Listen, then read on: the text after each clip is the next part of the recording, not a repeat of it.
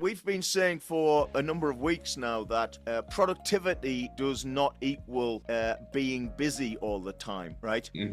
Being busy all the time means that you have high utilization. It doesn't mean that you're creating high value. Right. This is the underlying thesis of the productivity rebellion. It is that we should not be thinking of keeping people busy doing work that is not adding value and is in fact waste. Well, Kingman is supporting this and saying that traditional management often thinks that everyone should be busy all of the time. In other words, 100% utilized. And Kingman's work demonstrates that the maximum, when you have maximum utilization or 100% utilization, it actually undermines and stops good flow. It is counterintuitive, but it actually stops flow rather than creates flow.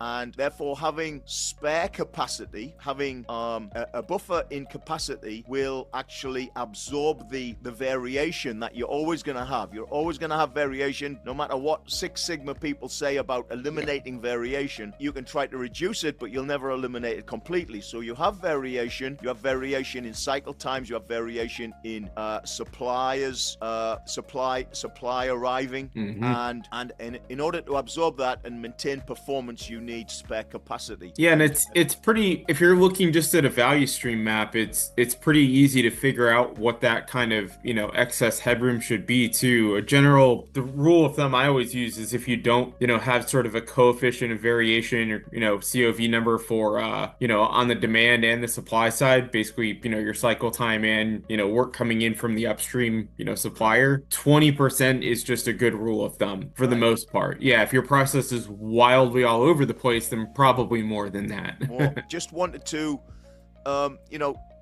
mention about Kingman's law, and it's tied also into Little's law, which is also about how you maximize flow and reduce lead time, right? Yep. And lead time in Little's law is to do with work in progress and throughput. So basically, it's the work in progress divided by throughput. So as WIP goes up, your lead time increases, and as throughput increases, your lead time decreases. WIP is such an important concept in Lean, such an important concept in how productive we are. Theory of constraints talks a lot about reducing WIP, work that is started and not finished. Do most managers, do you find they understand that, or are they still thinking, oh, the more we produce, it doesn't matter whether it's finished or not finished, as long as we're just producing something? Pretty much, yeah. And again, across the board, it doesn't really matter what the industry is, if it's healthcare, if it's IT, an IT department, or just straight manufacturing. Most people think in terms of utilization still and just getting things out. So irrespective of again, if I'm department manager A and there's department manager B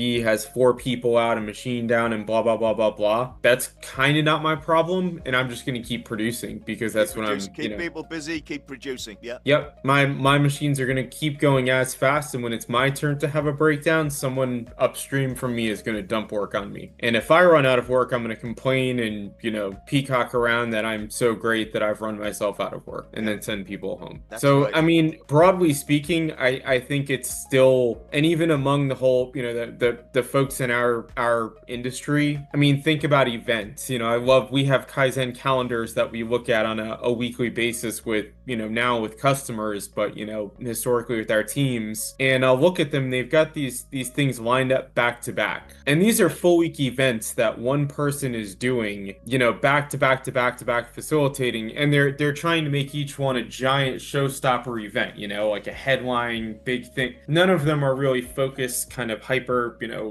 I guess, just focused efforts in one area. They're all these big, I'm going to transform the value stream and blah, blah, blah. It's like, okay, yeah, you're going to do that in a week, I'm sure. But that's another area where you just line up work. Pre-work starts to build up, then the sustainment needed for all those starts to build up, and then at the end of it, nothing actually changes because nothing makes it all the way through the kind of transformation, change pipeline. Yeah. So it's across the board. It gets very clogged up, doesn't it? Yep. Yeah. It's even in our industry, it's endemic, And that's one thing that I try to, break some of the new folks of, is like, you don't have to be doing something big every week. You really, really don't. And in fact, it's better at this point if you do one focused thing a month. And if that's too much, do one focused thing a quarter and curate the management system to allow you to do more later.